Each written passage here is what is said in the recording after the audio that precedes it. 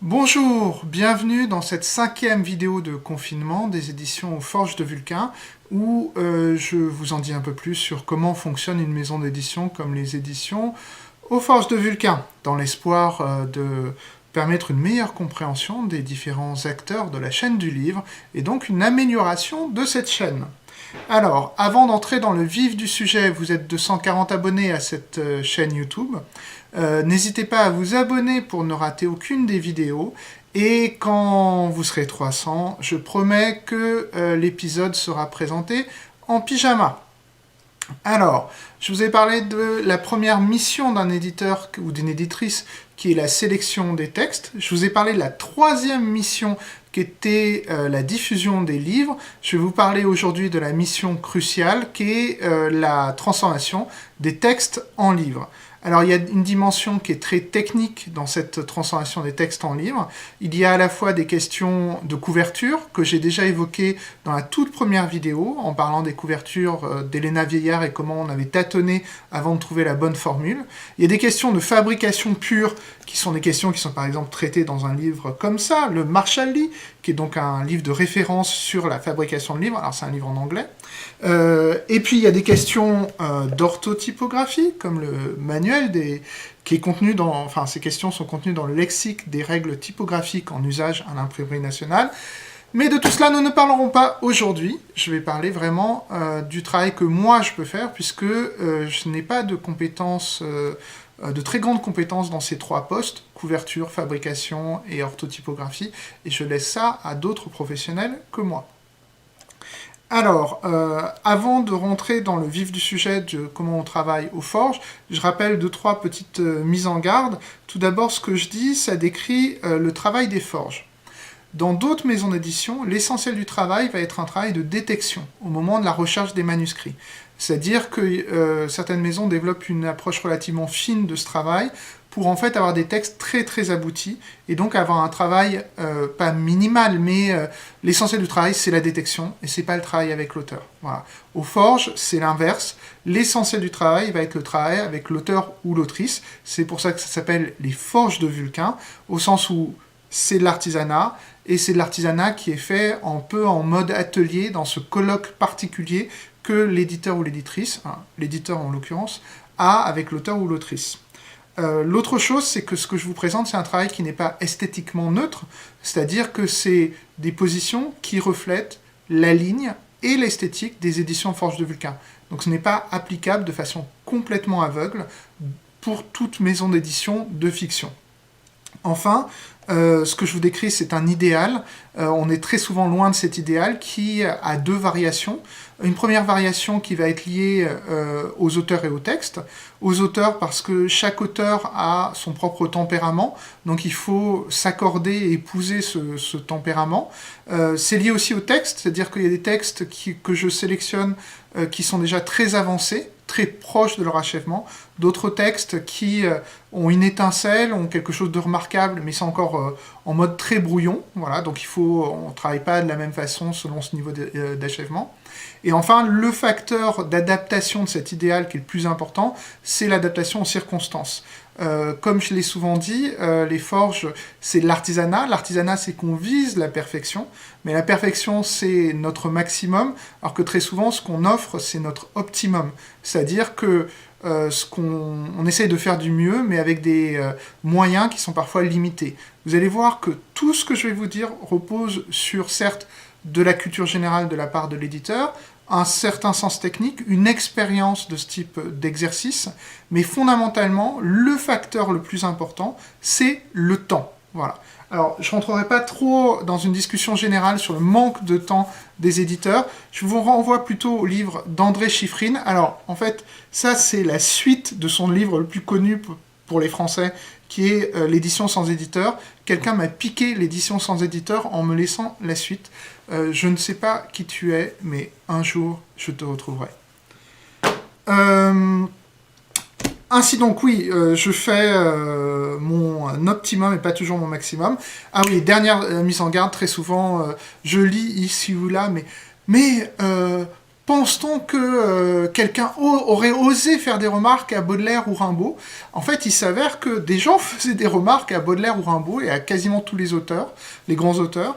Souvent, c'était leurs amis, c'était leurs correspondants, c'était leur éditeur, c'était leur épouse, puisque souvent les grands écrivains n'étaient grands que parce qu'il y avait quelqu'un d'autre dans l'ombre qui faisait une grande partie du travail. Donc tout ça, cette impression que l'auteur est tout seul, voilà, c'est une impression, une construction historique qui est datée de l'époque romantique, et comme il faudrait sans doute des dizaines d'heures de vidéos pour vous expliquer d'où vient cette illusion de la solitude de l'écrivain, je vous renvoie à deux petits livres, voilà, premier livre, deuxième livre, qui sont donc chez Quarto Gallimard, deux livres de Paul Bénichou. En tout, ça vous fait quand même 2200 pages de lecture et 48 €. Bon, ce sera très bien pour les libraires à la sortie du confinement d'aller acheter ça chez eux. Donc c'est les textes de Bénichou sur le romantisme qui vous expliqueront la construction de l'artiste isolé, maudit, et qui n'a pas besoin de qui que ce soit pour créer. Alors, rentrons un peu plus, rapprochons-nous petit à petit du sujet, parce que là, j'y suis toujours pas. En fait, pour vous faire mieux voir en quoi l'éditeur ou l'éditrice est un artisan et n'est pas un créateur à proprement parler, je vous renvoie à ce livre, beaucoup de livres aujourd'hui, hein, un livre sur Brancusi. Alors Brancusi, que vous connaissez peut-être comme architecte, dans ce livre, vous trouverez une réflexion très intéressante sur le détail de la création de Brancusi.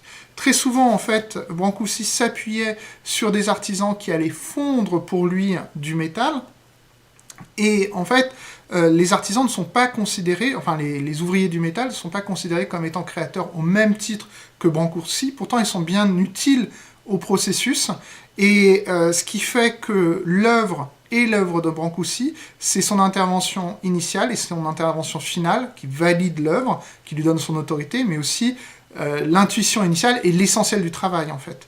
Le travail de l'éditeur est purement technique et n'est pas un travail de création. Mais ce que vous avez peut-être vu quand j'ai parlé, enfin vous avez peut-être perçu ça quand je parle de Brancusi qui est à l'origine du mouvement, c'est que finalement, ce que fait l'ouvrier du métal, c'est qu'il va chercher à comprendre la logique de l'œuvre et la respecter, il ne doit pas s'en éloigner. Et c'est ce que fait l'éditeur ou l'éditrice, comprendre la logique de l'œuvre. Et en fait, pour comprendre la logique de l'œuvre, il y a généralement deux méthodes, souvent il faut faire les deux choses. Première méthode, ça va être de lire et de relire l'œuvre, quitte à parfois, entre deux lectures, à laisser passer un peu de temps, de manière à ce que le travail du temps fasse disparaître les choses anecdotiques de l'œuvre pour que restent les lignes de force de l'œuvre. Donc ça, c'est de multiples lectures, ça demande du temps. Et quand on supprime le temps aux éditeurs et éditrices, eh bien, on atteint le processus éditorial.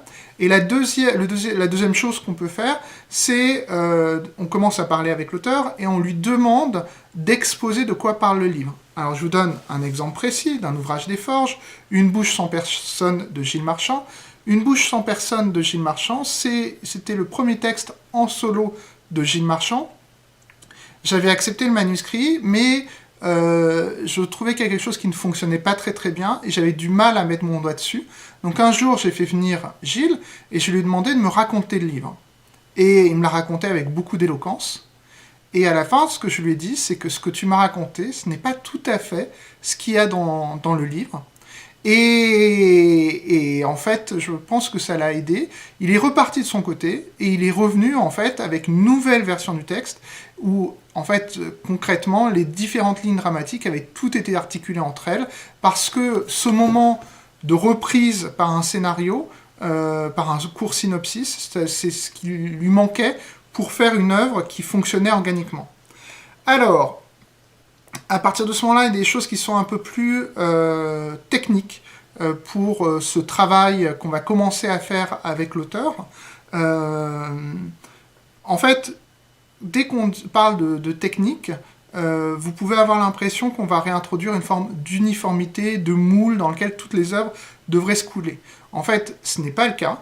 me forcez pas à ressortir le bénichou, il est très lourd, mais bénichou vous expliquerait comme ça que cette représentation de l'acte créatif comme un acte divin et magique, exempt de la technique, c'est là aussi une construction historique. Non, en fait, il y a bien des règles, mais souvent, chaque œuvre, en fait, va avoir ses propres règles, et la seule règle, c'est qu'une fois que ces règles sont établies, l'œuvre doit suivre ces règles. Et là, c'est une citation de Ursula Le Guin. Donc en fait, il n'y a pas d'histoire pour faire, il n'y a pas de règle pour faire une histoire, mais chaque histoire a ses propres règles. Alors, les méthodes de l'éditeur pour essayer de comprendre de manière plus détaillée les règles de chaque histoire, ça va être, c'est du moins comme ça que je travaille, distinguer deux phases de travail avec l'auteur, une phase où on parle du texte en général et une phase où on va parler du texte en particulier.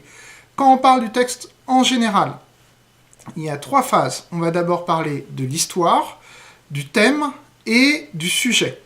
Alors, je suis toujours très étonné que quand on veut faire une œuvre narrative, ce qui n'est pas le cas de toutes les œuvres de fiction, quand on veut faire une œuvre narrative, beaucoup de gens, que ce soit les auteurs, mais surtout les éditeurs, ce qui est plus inquiétant, ne sont pas formés à la science du scénario, qui est pourtant étudiée depuis plus de 50 ans.